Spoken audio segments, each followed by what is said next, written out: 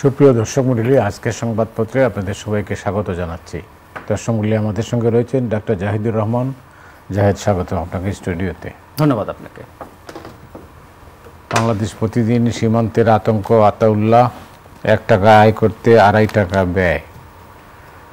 ইত্তেফাক, গাজা ইসরায়েলের নারকীয় হামলা, 4 শতাধিক নিহত।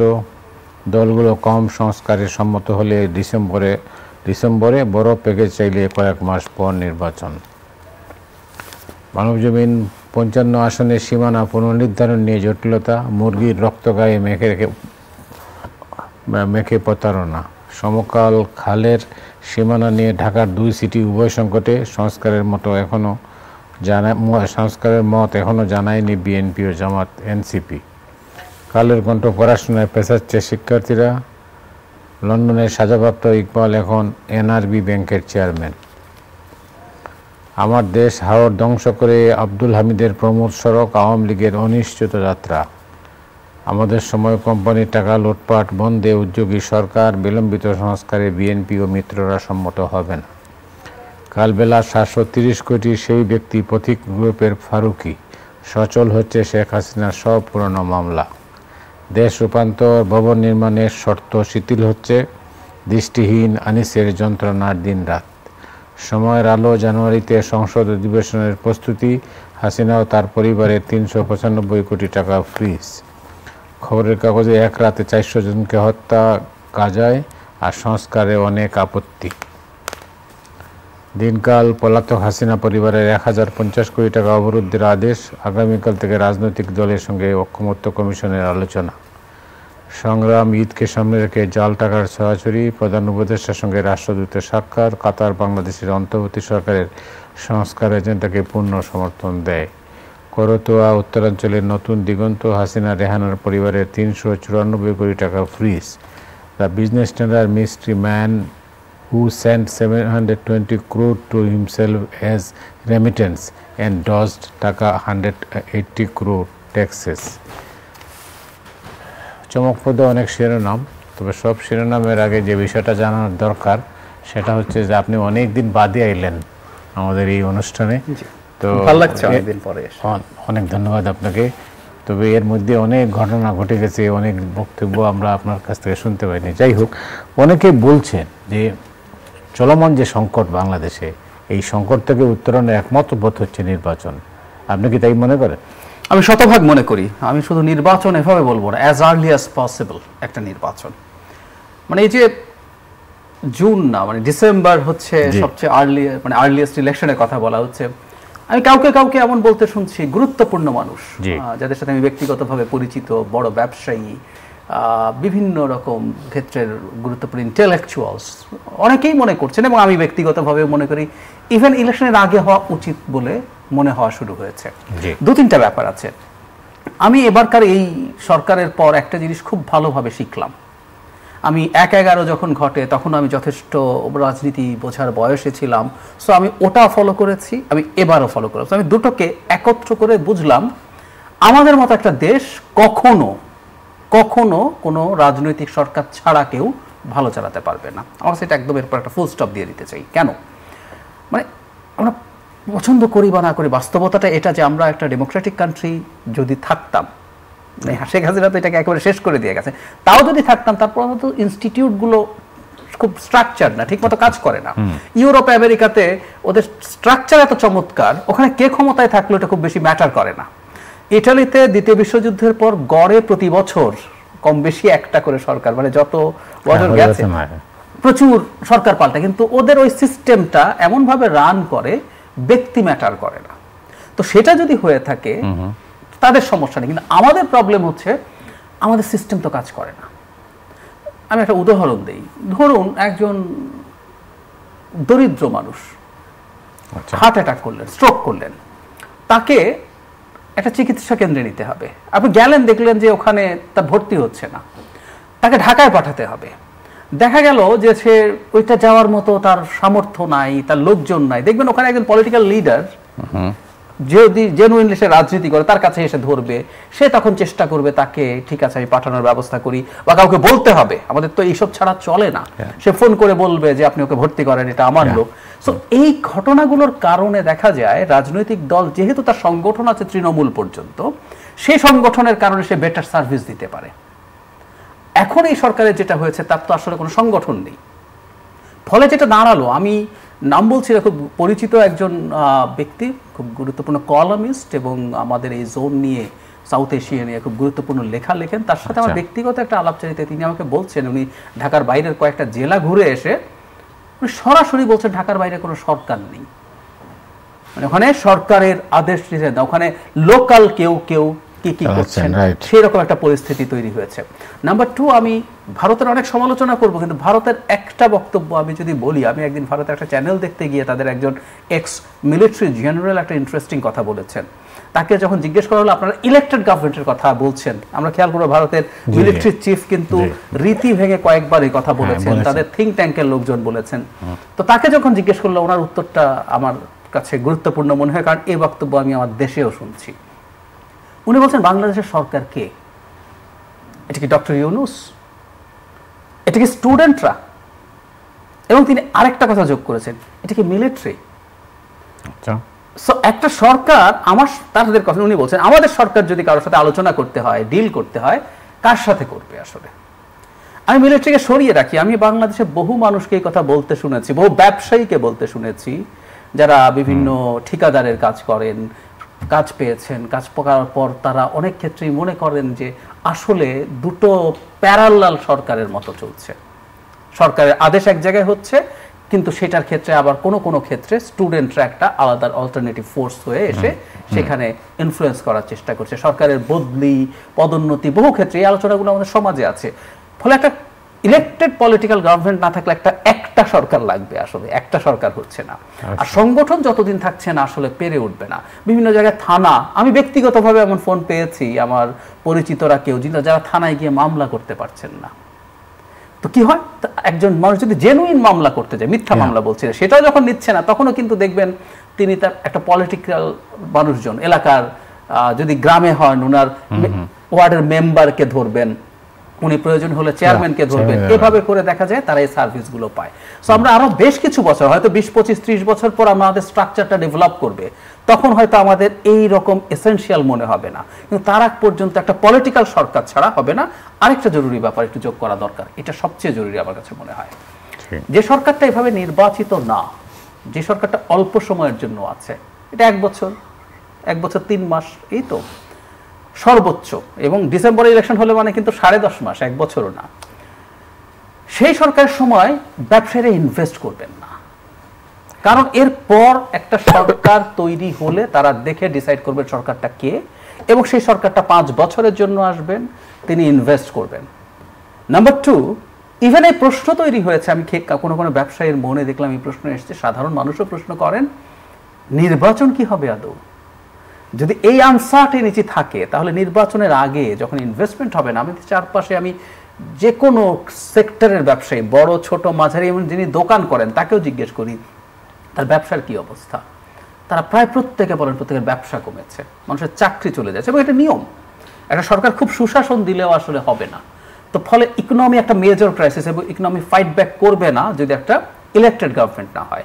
And last but not the least, এটা একটু হয়তো ইনফর্মাল কথা, কিন্তু বলে ফেলা ভালো, প্রশাসন বা পুলিশ যখন দেখছে যে সামনে একটা নির্বাচন আছে, সেই নির্বাচনটার আগে, আমি একটা রিপোর্ট কয়েকদিন আগে দেখলাম, ডিসি হতে চাইছে না কেউ, অথচ ডিসি কিন্তু, আমি শুধু ওই অন্য সব নেগেটিভ কথা বলছি না, ডিসি একটা জেলার যে ক্ষমতা থাকেন, যে দায়িত্ব থাকেন, তার যে জীবনযাপন, খুবই লুক্রেটিভ পোস্ট, এটা যেতে চাইছেন না, কারণ আমি এখন ওখানে যাব, ওখানে আমি কি করব, পরে নির্বাচিত সরকার এসে কি করবে না করবে, কনফিউশন। ফলে যে পুলিশ এবং প্রশাসনের এক ধরনের ইনঅ্যাকশন আমরা দেখছি, এটাও সম্ভবত ওই কারণেই যে নির্বাচনটার খুব বেশি দেরি নেই।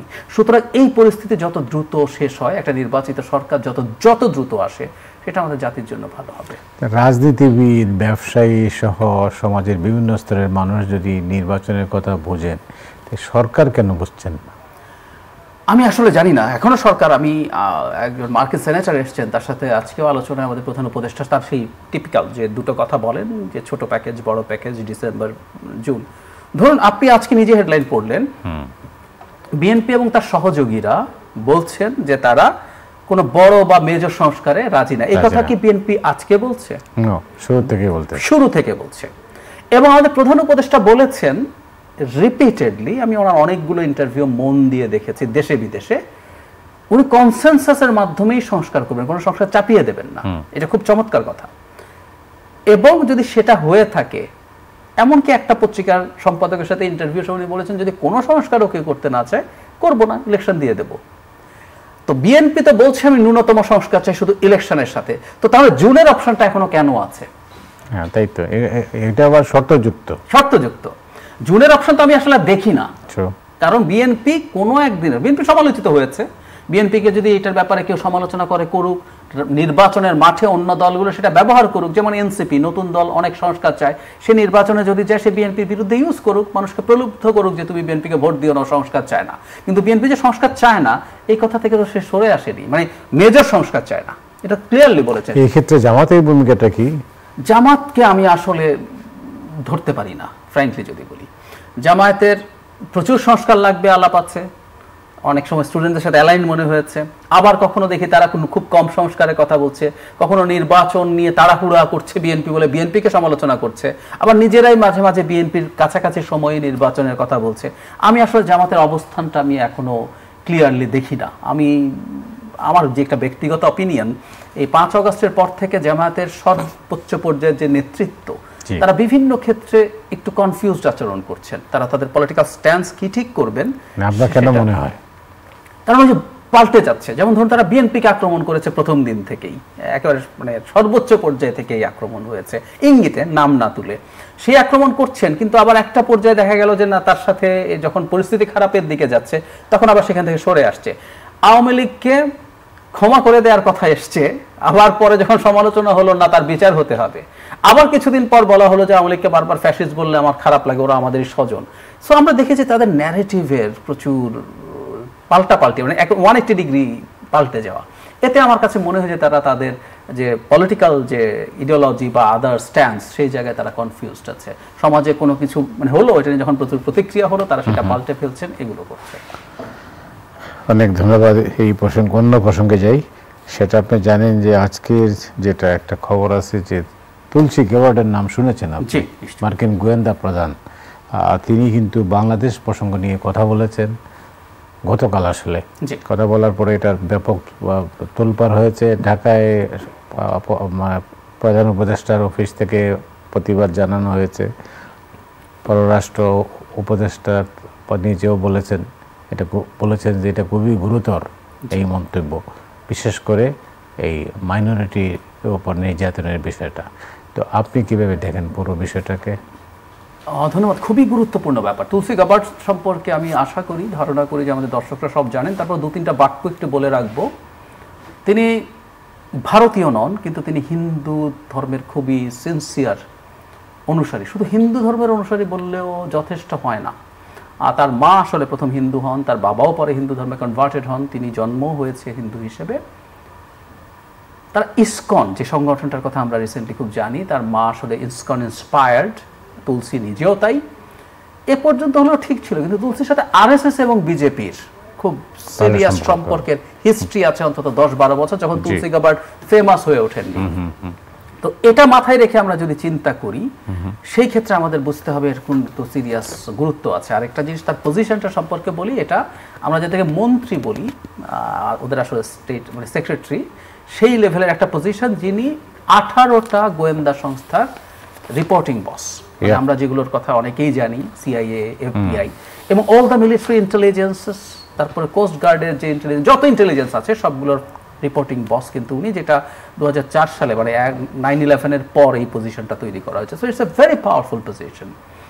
এবং তুলসী গাবার্ড কিন্তু নরেন্দ্র মোদী যখন দেখা করতে গেলেন ট্রাম্পের সাথে, তুলসী গাবার্ড যেদিন শপথ নিয়েছেন তার কয়েক ঘন্টার মধ্যে গিয়ে জনাব নরেন্দ্র মোদীর সাথে দেখা করেছেন। তো এই ব্যাকগ্রাউন্ডগুলো যদি মাথায় রাখি, তারপর আমরা এই জিনিসটা বিবেচনা করতে সহজ হবে। তাকে এনডিটিভি যে প্রশ্ন করেছিল বাংলাদেশের মাইনরিটি বা এখানকার পরিস্থিতি নিয়ে, যতটুকু জবাব দিলে একটা ফর্মাল জবাব, যেহেতু প্রশ্ন করা হয়েছে, বাট কিন্তু তার চেয়ে বেশি বলেছেন। এবং একটা পর্যায়ে এসে তিনি ইসলামিক খেলাফতের আলাপ এনেছেন। মাইনরিটি সমস্যা আছে, আমরা এটা পছন্দ করি না, এটা হওয়া ঠিক হবে না, একটা বলা, কিন্তু ইসলামিক এক্সট্রিমিজম আসা এবং ইসলামিক খেলাফত উনি বলছেন এগুলোর রুট একই জায়গায়। তার মানে কিন্তু একটা ভয়ঙ্কর ন্যারেটিভ যে বাংলাদেশেও যে ইন্টারন্যাশনাল খেলাফতের যে মুভমেন্ট আছে সেটার এক ধরনের অস্তিত্ব থেকে থাকতে পারে বা আছে, উনি সেটা ইন্ডিকেট করছেন। আরেকটা ইন্টারভিউতে, এএনআইর সাথে ইন্টারভিউতে তিনি এই যে ইসলামিক ফান্ডামেন্টালিজমের বিরুদ্ধে তিনি নিজেকে হক বলছেন, বাজ পাখি, যে আমি শিকারি পাখি, আমি এটাকে স্বীকার করি, উনি নিজেকে এত টাফ শব্দ ব্যবহার করেছেন।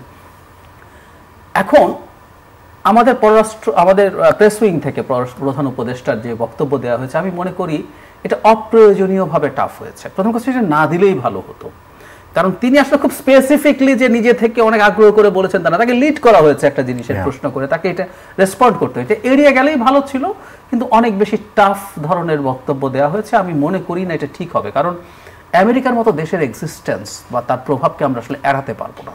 সুতরাং যে সরকারই হোক না কেন, তার যিনি প্রেসিডেন্ট, তিনি তার ক্যাম্পেইনের সময়, সেটা তার নির্বাচনী স্বার্থেও কাজ যায়, তিনি বাংলাদেশের বিরুদ্ধে খুবই টাফ কথা তো ওনার এক্স হ্যান্ডেলে লিখেছিলেন, সংখ্যালঘু নির্যাতন নিয়ে, ডোনাল্ড ট্রাম্পের কথা বলছে। সো এই হিস্ট্রি যখন আছে, আমাদের এই ব্যাপারগুলোতে সফট থাকা উচিত ছিল, এত বাড়াবাড়ি রিয়াকশন ভুল হয়েছে। আর তার চাইতে জরুরি কথা, স্টেটমেন্ট না দিয়ে রাদার সরকারের উচিত এই ন্যারেটিভ যাতে তৈরি করতে না পারে। আমি আপনাকে একটা লিস্ট দেই দর্শকদের উদ্দেশ্যেই। বাংলাদেশে ইসলামী জঙ্গিবাদ মাথাচাড়া দিচ্ছে কিনা এটা যদি কেউ প্রমাণ করতে চায়, তার হাতে কি কি আছে এই মুহূর্তে। 5 আগস্টের পর থেকে ঢাকায় বহু জায়গায় কালেমা লেখা কালো পতাকা দেখা গেছে, অসংখ্য। বুঝে না বুঝে আমরা, কেউ ধরিয়ে দিয়ে গেছে কোত্থেকে যেন, অনেকে বলেছে তারা এটাকে কলেমার পতাকা মনে করেছে, যে দায়েশের পতাকা, এর যে একটা আলাদা সিগনিফিকেন্স আছে অনেকে জানেইনি। একটা কলেজের স্টুডেন্টরা বিরাট 50-60 ফুট লম্বা একটা কালো কলেমা পতাকা, এবং এগুলো সব এখানে হচ্ছে, সাথে সাথে ইন্ডিয়া চলে যাচ্ছে। 5 তারিখের পর সেই যে মাজার ভাঙা শুরু হলো, 2 দিন আগেও একটা ওরস চলাকালে মাজার ভাঙা হয়েছে, আগুন দেয়া হয়েছে, যাতে মানুষ আহত হয়েছে। এই সংখ্যা এখন 92-93টা হয়ে গেছে। সরকার কোনো স্টেপ নেয়নি। জঙ্গিবাদ উত্থানের ক্ষেত্রে কিন্তু মাজার ভাঙা সিগনিফিক্যান্ট, কারণ যখন যেই ফর্ম অফ ইসলামকে জঙ্গিবাদ হিসেবে ট্যাগ করা হয়, তারা কিন্তু মাজার বিরোধী। সারা পৃথিবীর সব দেশে এই কাজ তারা করেছে। নাম্বার 2, যখন এগুলোর এক্সিস্টেন্স দেখানোর চেষ্টা করতে হয়, তখন নারী একটা বড় ফ্যাক্টর। দেখবেন বাংলাদেশের নারীর ফুটবল খেলা ঘোষণা দিয়ে বন্ধ করা হয়েছে, এবং মিডিয়ার সামনে এসে বলেছেন, একজন নাম প্রকাশ করে একটা বাংলাদেশে একটা মিডিয়ার সামনে উনি বলছেন যে সারা দেশে নারীর ফুটবল চলতে পারে, আমার এলাকায় হতে দেব না। নারী অভিনেত্রীরা দোকান উদ্বোধন করতে পারছেন না, ওকে যেতে দেওয়া হবে না। উনি অভিনয় করেন এবং নারী যেতে পারবেন না, হয়েছে। একজন নারী লেখক তসলিমা নাসরিন, উনি ব্যক্তি কিন্তু বাংলাদেশে নিষিদ্ধ নন, ওনার 2-1টা বই নিষিদ্ধ। ওনার যে বইটার জন্য প্রচন্ড হাঙ্গামা হলো, সেটাও নিষিদ্ধ ছিল না বইটা। সো ওই বইটা টেকনিক্যালি বিক্রি করার প্রবলেম ছিল না।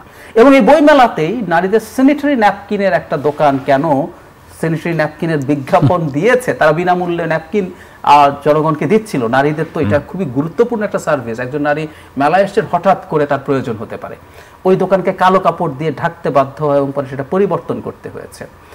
নারী ওড়না কিভাবে পড়বে তার জন্য একজন নারীকে হ্যারাস করা হয়েছে, শুধু সেটা না, যাকে ধরা হয়েছিল তাকে বীরের মতো করে ফুলের মালা দিয়ে বের করা হয়েছে এবং ওই নারীকে মামলা প্রত্যাহারে বাধ্য করা হয়েছে।